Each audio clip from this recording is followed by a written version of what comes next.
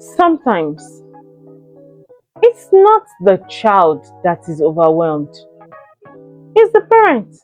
When a parent is tired, not just physically now, but emotionally, it changes the entire home. Your patience becomes shorter, your reactions are quicker, small things begin to feel like big problems.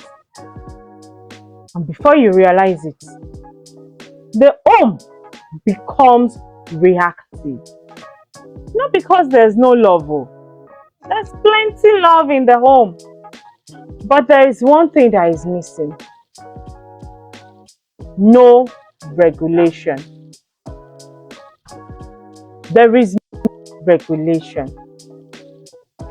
Hello, and welcome back to this channel. If this is your first time seeing me here, I am Akinlade-Ogaji. I'm a public health practitioner and the founder of Debzane Concept.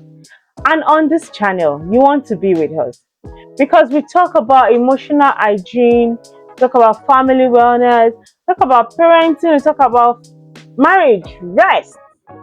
More importantly, we talk about the daily systems that shape our emotional lives. And today, we are gently shifting focus. Let's shift a bit into what I call looking at what the parental exhaustion looks like. I'm sure a lot of people are wondering, hey, what is Debzane talking about? Parental exhaustion is not always obvious at all. It doesn't always look like burnout. Sometimes it looks like irritability, where at every slightest provocation from your children, you are at the edge, on the edge. You are triggered, you are at alert. Your responses become very short. We have zero or low patience. Small things will start feeling overwhelmed. Any small thing will feel emotionally withdrawn. And often, parents don't recognize it. They say, I'm just stressed.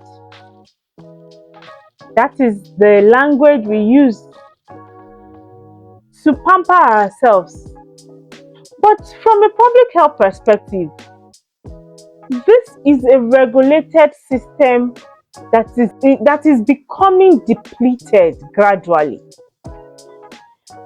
Because it is now obvious that the nervous system has not had enough time to recover.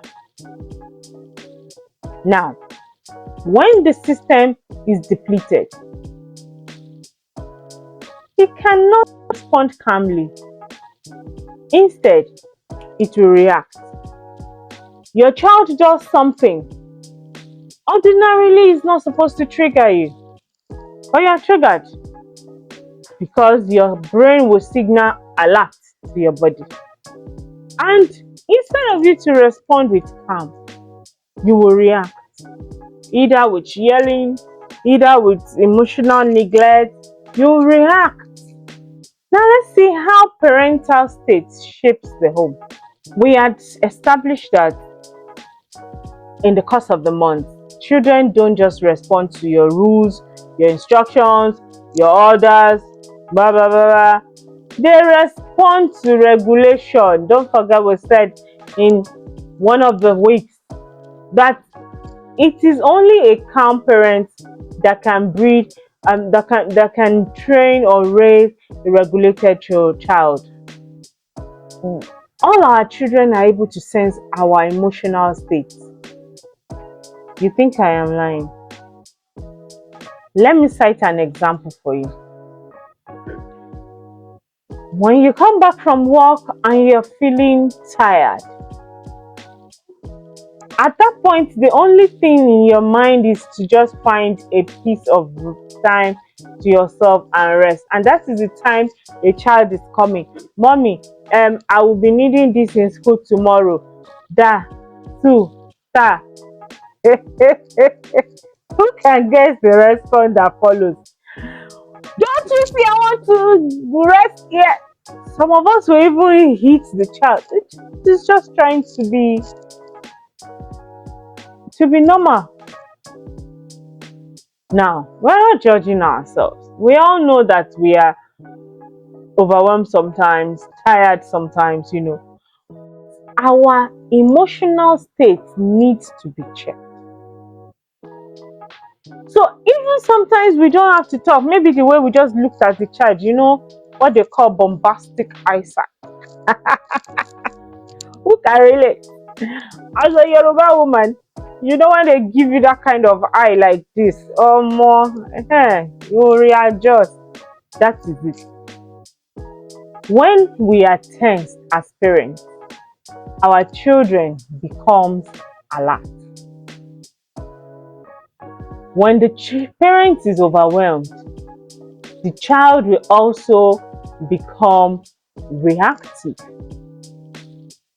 But let's flip it now. If the parent is calm, of course, the child will settle. The child will begin to understand how to navigate calmness. And this is how emotional patterns form in a home. It's not by your instruction, no, at all. It's through emotional transmission. We are transmitting our emotional state into our children. And this is why, parental well-being is not separate from parenting. It's actually the foundation of parenting.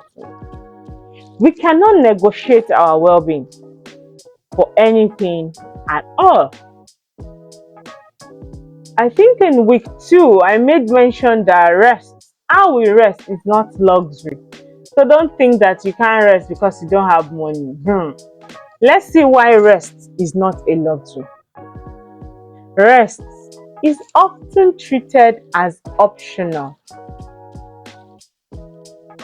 Something to do when everything else is done. But do you know why? We have been programmed this way from our background. A lot of us cannot rest because we have seen rest. We have attached rest to be laziness. Rest is not laziness. Rest is actually wisdom. You think rest is after you have done everything for everyone, then the last one is not to go on. No. Without rest, there is no regulation at all. And without regulation, there is no emotional stability. And do you know the flip part of it? It is only a parent that knows how to rest, that have created the systems of rest, that can raise children that will be able to rest. So because our parents did not form or create the system of rest, we cannot rest. We treat rest as a secondary thing, as something that is an afterthought.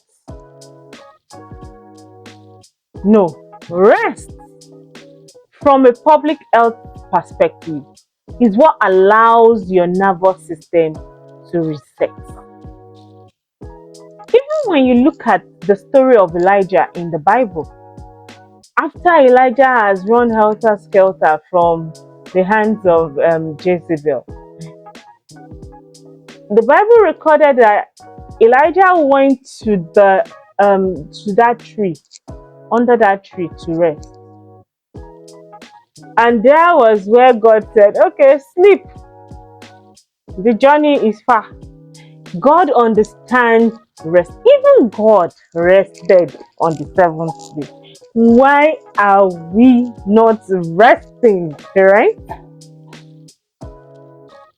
We need to cultivate the system of rest. Rest allows our nervous system to reset.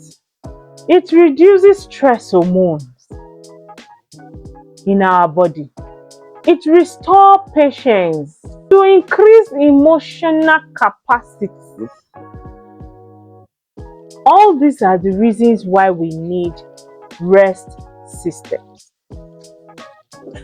When parents are constantly tired, they're not just physically exhausted, they are emotionally depleted.